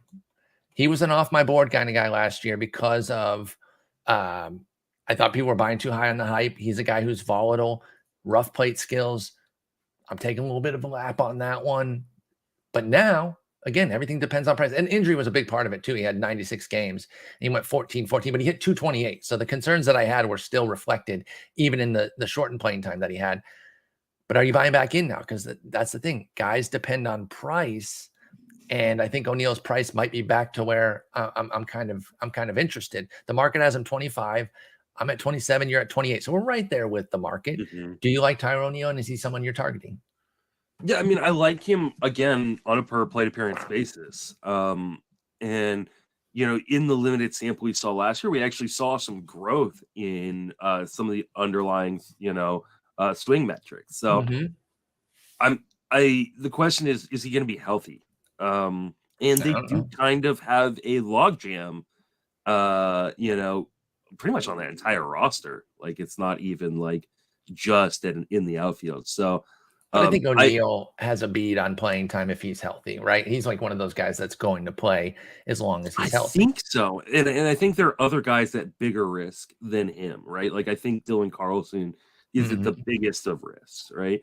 But like, if Jordan Walker's going to make this team, it's going to be at the expense of someone. Yeah. Could it potentially be at the expense of Tyler O'Neill? I don't think he's the first guy up, but like, would it shock me? Tyler O'Neill, like 3 years ago, was a bench bat, like right. Yeah. He was a defensive replacement. I get it. I get that. So, yeah, I think you should at least include him in the concern profile there. As my biggest concern is health, though. Yeah. So because even in his breakout, he played 138 games. Yeah, and 2021 for Tyler O'Neill. the hardest part for me was, figuring how to get him to 600 plate appearances, and I just couldn't. Nope. I had him for 532, so I'm also pretty low there. If he gets to 600, that's gonna be a hell of a season. But we I don't think have he him could be there. a monster. Like, Yeah. I really do. Like, I think he's another one of these guys in your 18 leagues, 10-team leagues, even 12-team leagues. Like, I'm really, really interested. Yeah, where you can back him up. Again, Yeah. it's all about that replacement value. And if you can find some replacement value for these guys in the shallower formats, you want to take your shots. Now, don't go get Buxton and O'Neill and Luis Robert, because then you're Yeah. living on the waiver wire. But you can put a guy or two like that on the team, and it can be okay. But if your whole outfield is those guys, well, then you're really asking for trouble. Yeah.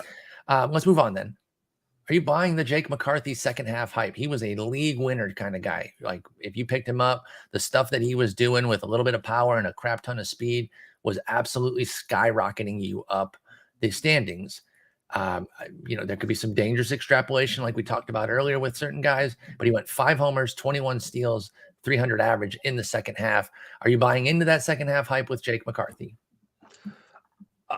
Not really. Okay. I mean, a little bit, because I do think that, like, especially the speed is legitimate.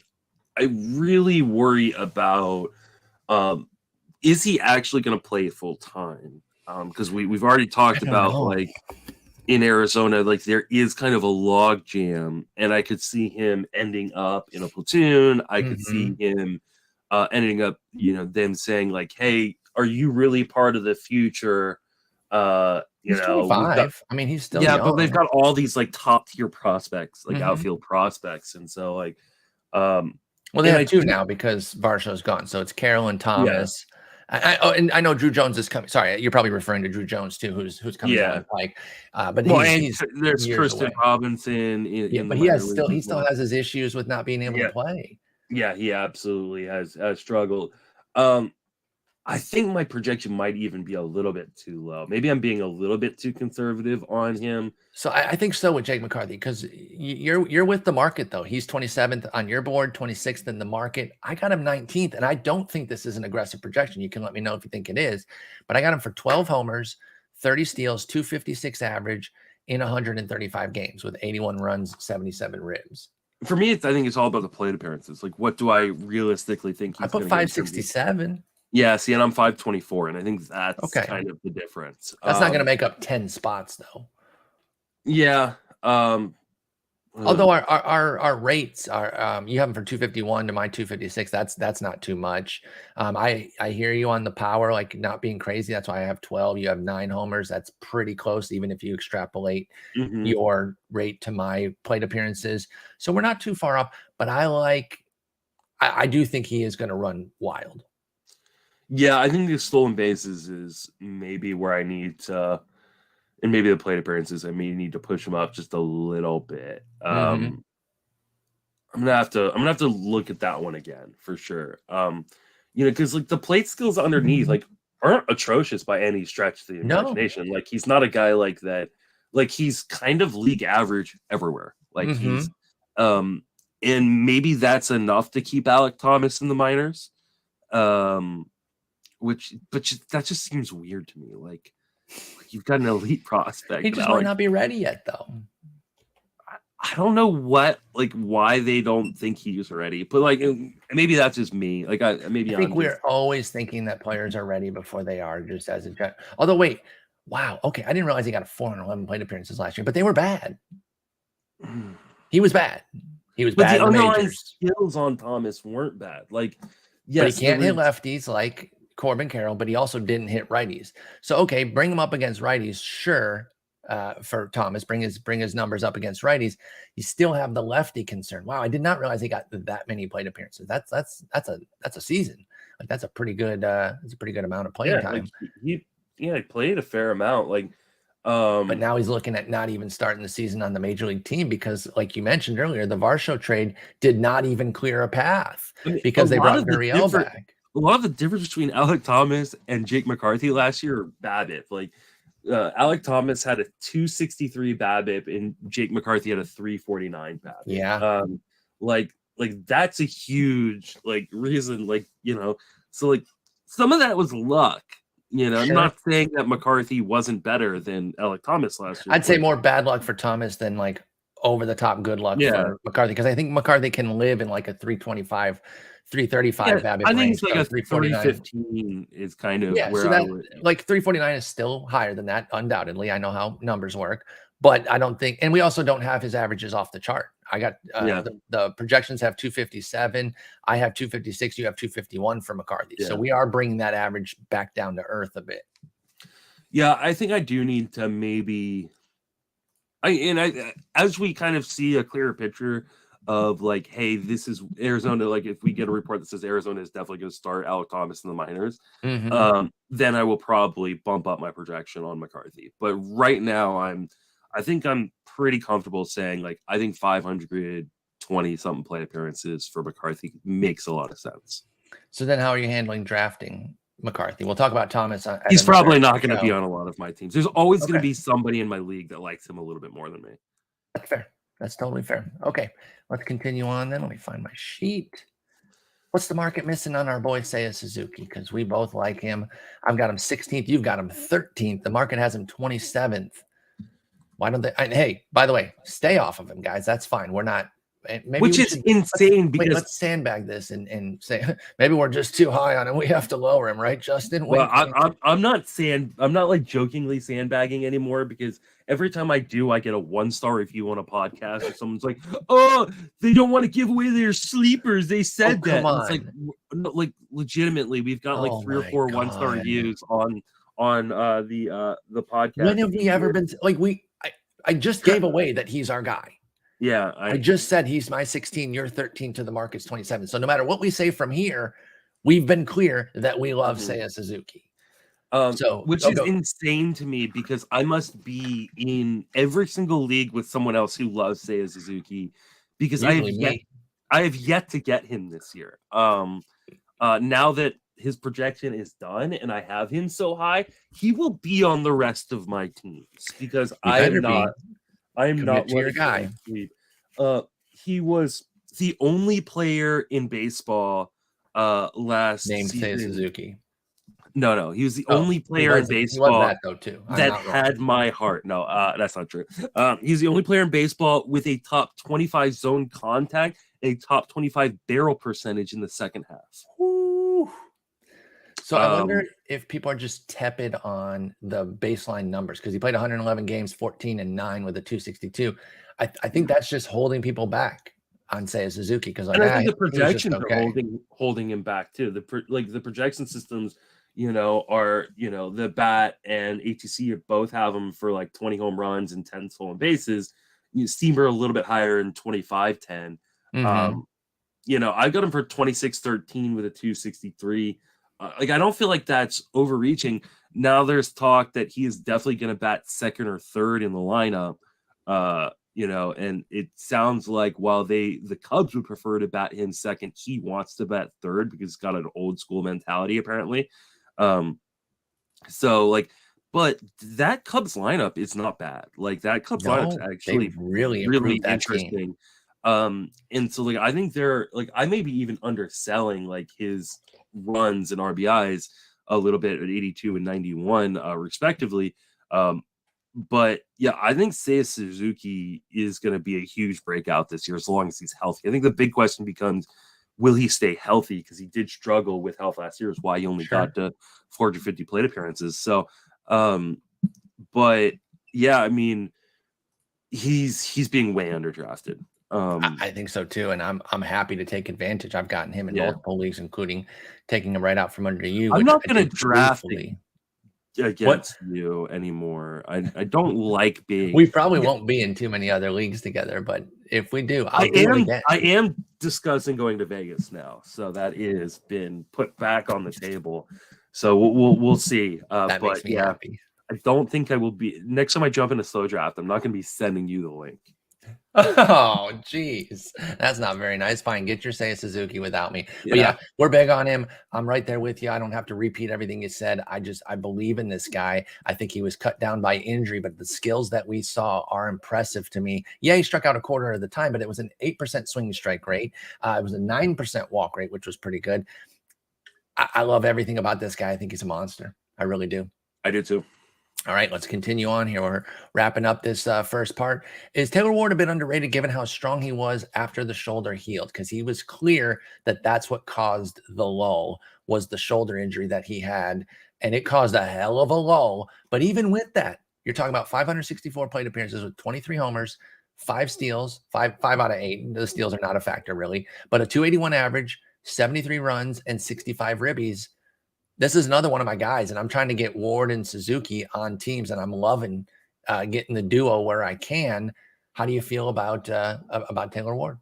Yeah, I like Taylor Ward a lot. He is a guy that I think I've got him. Was he 23rd? And you said the market's 28th on him right now. Mm-hmm. I definitely have him above ADP. I've got him on some teams already. Another guy that if you and I are in another draft together, we will definitely be fighting over. Correct. And like even with like what we saw last year, like I didn't like massively increase his projection. No, I still have him for 23 homers, just 6 stolen bases, 270 batting average. Like, yeah, that's right in line with what he did last year. And I gave him more plate appearances than he had last year. So I'm surprised the market is so low on him. And atop that order with Trout and Ohtani behind him. And I like some of the depth in that lineup too. Now, Rendon has to stay healthy. I totally get that. But the whole lineup has to stay healthy because at one point it was Ohtani and Luis Rengifo. And like correct. That was it. And Rengifo was literally leading off. But yeah, so you got Ward, Trout, Ohtani, Rendon, Renfroe, Drury as a top 6. I like that. That has some punch to it. That's some solid stuff there. He could score a gazillion runs, Taylor Ward could. And so I really, really do like him. I think he's versatile. He could also move down a bit if they wanted to put somebody else atop the order for some reason and kind of make Ward, Trout, Ohtani the 2, 3, 4 if they want to put Rengifo 1. But right now we have Ward back at 1, and I'm fine with that too. I'll take the RBI hit for the tons of runs, great average, solid pop, and a little chip in steals. Love Taylor Ward this year. Very big on him. Over under 1.5 gorilla runs for Taylor Ward.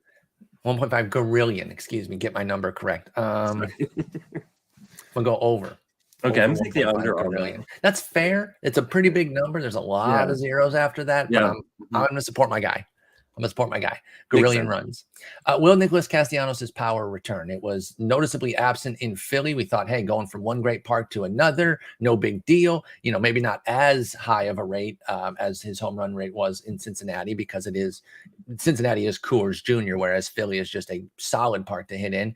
But it was gone. It was tanked 126 ISO, which was, I mean, the worst of his career. Like it was.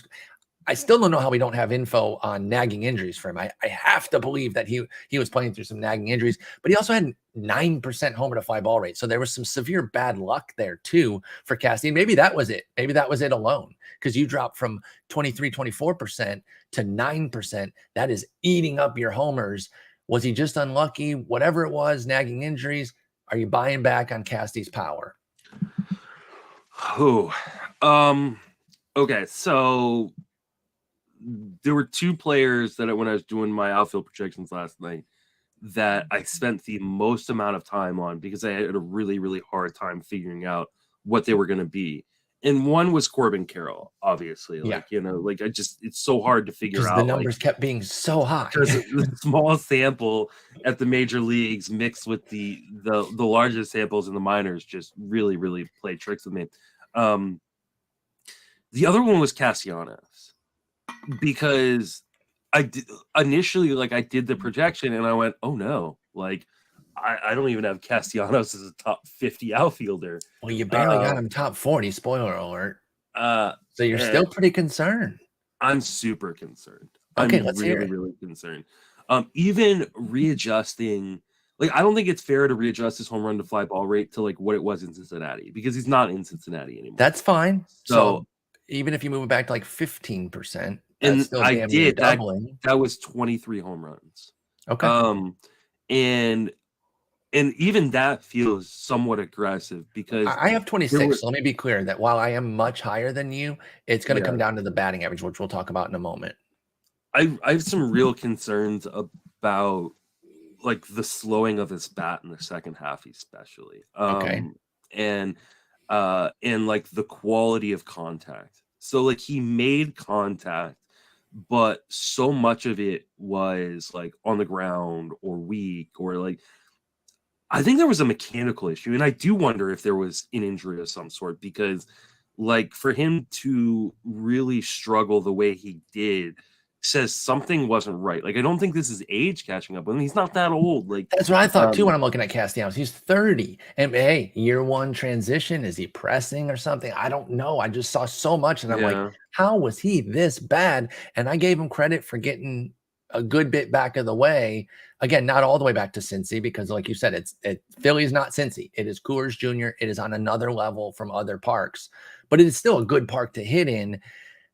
And I think he's going to be a lot better here for Castellanos. yeah. I think that is not backed up by the data. Like, and then that's the I love Castellanos. Well, Like, that's I if you take Castellanos, last year at full face value, though. yeah, Because what if he was? I mean, I guess if we got to get some info on whether or not he was yeah. nicked up. And maybe he's the guy that like he comes out in spring and he looks right and it's hits a bunch of spring home runs and things like that. Like we go, oh, okay, Nick Castellanos back, and I start like, okay, get him back up to 30 home I mean, if runs. you know his personality, I obviously I don't know him. We're not friends, but having watched him all those years in Detroit, he's not somebody who's going to make excuses. He's gonna be So, listening to this podcast like, what, we're not friends? wait, Fuck what? you, Paul. What the fuck, man? I got you a birthday gift, you Yeah. prick. But no, like he's not somebody who's going to say this, that, and the other was why I didn't play well. He's he's an old school type. I got to get out there. If I'm playing, I need to be myself. No excuses. So it's gonna have to be pride out of him about the injuries, or somebody else like a manager, Rob Thompson's gonna have to say, yeah, he was dealing with this, that, and the other. But I just look at this. I'm like, it's such a fall off. I don't think that's who he is. And he hit 263 even in the struggles. I've got his batting average bouncing back up. I've got the power back up to 26 homers, which is a doubling of what he did. I guess the real question too would be, can he stay healthy? Because now this is 138 and 136. So he was injured. Obviously, by the way, I want to be clear. We know he was injured for some time. I'm wondering if it lingered while he played. That's the real question that I have here because of how crummy Nick Castellanos' power was while he played, in addition to the time that he did miss. So I have him up at 24. The market's 29, and you're at 37. So I don't think you're completely off base here. So I don't want to board bet on this one. Like I'm not so confident that I'm going to say that you're nuts. I think there are some valid concerns here, but I am going to pay for the market price. ADP 29 outfielder. I will get Castellanos there comfortably on a couple teams. I'm not too worried about buying back, even with the risk built in. I need something that gives me some like illumination to why like he was so bad. Like there has to be, it can't just be this is who he is in Philadelphia. And I know there are a lot of people who are like jumping for joy because they like totally faded Castellanos based on leaving Cincinnati.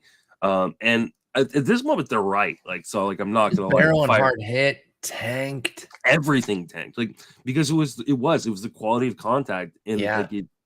But like I do wonder, like, was there an issue that was preventing what was the him injury from? that he was out with? I'm looking at him. You can't. I honestly can't remember what it was. So, but like he also stole more bases, and like he actually like his Schwarber defense really improved in the second half. Like, based on there's a great video you and I both watched, and I can't remember exactly where it is. It's somewhere on YouTube. It like that talked about like Philadelphia just like positioned him differently because he's really good at going to his left and really bad at going to his right or going forward. And that's why we saw all those sliding catches. That was pretty much by design. To give Castellanos his strength, and that's why we saw so many there. So he had a turf toe in late August, excuse me, and then the strained oblique in September. So he played all year. It would have to be something that came up early and impacted him that we'd have to hear about, because otherwise it just looks like a bad season from Castellanos. I wonder if Now, he was dealing with the oblique for longer, and it finally got to a point where he missed time. the only counter to that would be he was good in August, and that was one of his best months. After 3 dog shit months in May, June, July, did he maybe get healthy in August because of the All-Star break, and then it flared back up? I don't know. We're speculating here because it's hard to make sense of Castellanos falling off a cliff here.